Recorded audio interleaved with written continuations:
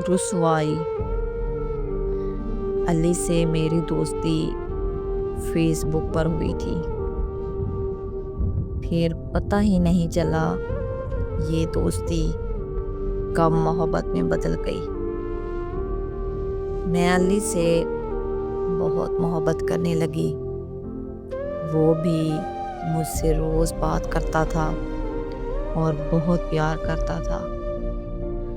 ہمارے تعلق کو 6 سال گزر چکے تھے، لیکن آپ یقین نہیں کریں گے کہ ان 6 سالوں میں ہم نے ایک دوسرے کو کبھی دیکھا ہی نہیں تھا۔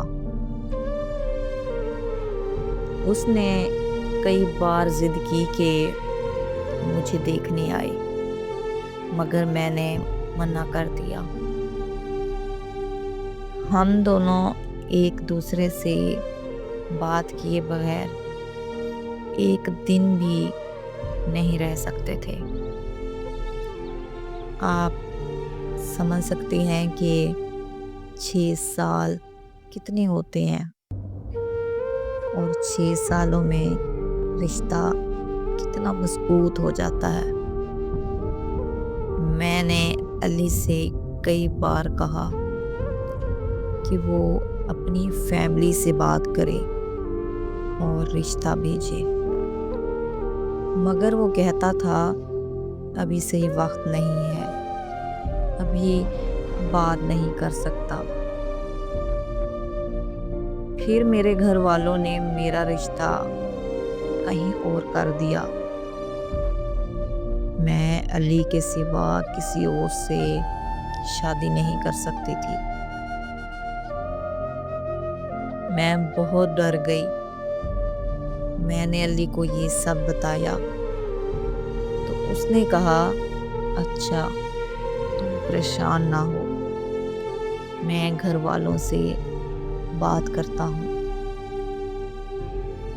کافی دن گزر گئے، مگر علی نے اس بارے میں کوئی بات نہ کی۔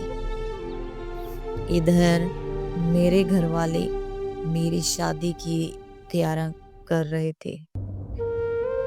میں نے گھر والوں کو سمجھانے اور روکنے کی بہت کوشش کی، مگر کسی نے میری ایک نہ سنی۔ شادی سے 1 ہفتہ پہلے میں بہت روئی اور علی سے کہا، میں تمہارے بغیر نہیں رہ سکتی اور کسی اور سے شادی نہیں کر سکتی، پلیز کچھ کرو۔ اس نے صاف منع کر دیا کہ میرے گھر والے نہیں مان رہے۔ پھر بولا، اب ہمارے پاس ایک ہی راستہ ہے، ہم بھاگ کر شادی کر لیتے ہیں۔ اس کی یہ بات سن کر میں چپ ہو گئی۔ میں نے کہا، ایسا نہیں ہو سکتا، میں ایسا نہیں کر سکتی، میں اپنے گھر والوں کو رسوا نہیں کر سکتی۔ اس نے کہا، پھر ہمارے پاس اور کوئی راستہ نہیں ہے اور نہ وقت ہے، یا تو میرے پاس آ جاؤ یا پھر وہاں شادی کر لو۔ میں اس کے بغیر نہیں رہ سکتی تھی۔ اس نے مجھے بہت تسلی دی، کہا سب ٹھیک ہو جائے گا، میں تمہیں بہت خوش رکھوں گا، بس ایک بار آ جاؤ۔ شادی سے 2 دن پہلے میں گھر سے بھاگ گئی۔ میں ملتان میں رہتی تھی اور علی لاہور میں۔ گھر سے نکلنے سے پہلے علی نے مجھے سب سمجھا دیا کہ کیسے آنا ہے، اور بولا बस स्टॉप पर मैं पहले से तुम्हारा इंतज़ार कर रहा हूँगा।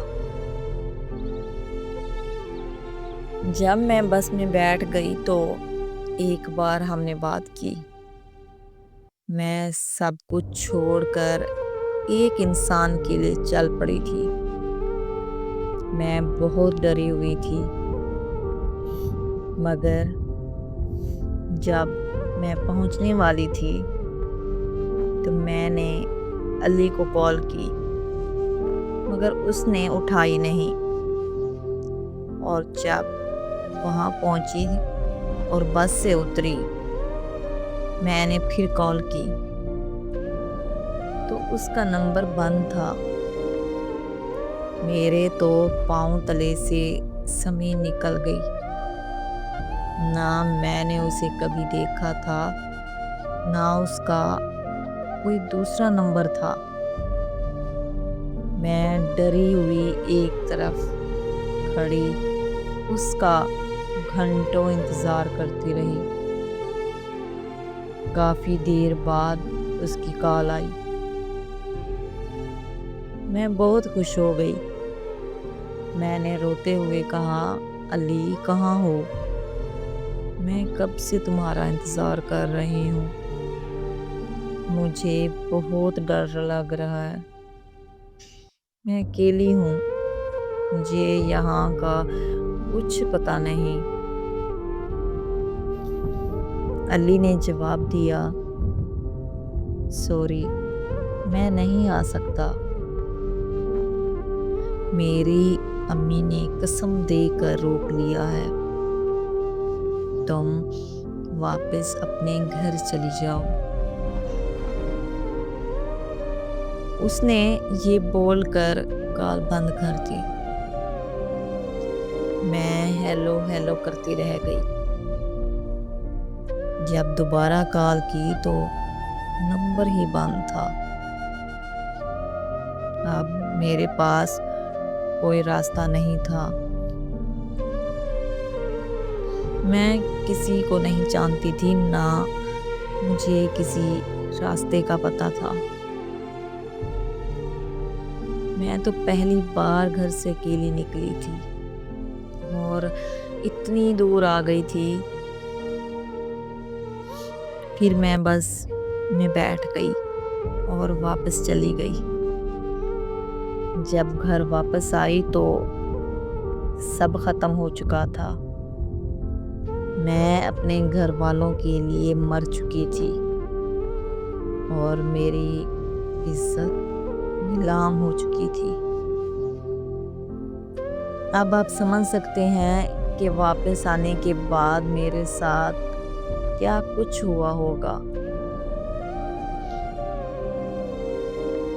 मैं आज लड़कों से एक बात पूछना चाहती हूँ। क्यों वो लड़की की इज्जत को मजाक समझ लेते हैं? क्यों वो उसको रुसवा कर देते हैं? जिसको अपनी इज्जत बनाने के लिए सालों तक ख्वाब दिखाते रहते हैं। अगर अपनी इज्जत बनाने की हिम्मत नहीं होती तो क्यों किसी की इज्जत से खेलते हैं? मैं आपसे दरख्वास्त करती हूँ, कभी भी किसी लड़की को रुसवा मत करना, क्योंकि रुसवाई का मतलब मुझसे बेहतर कोई नहीं जान सकता।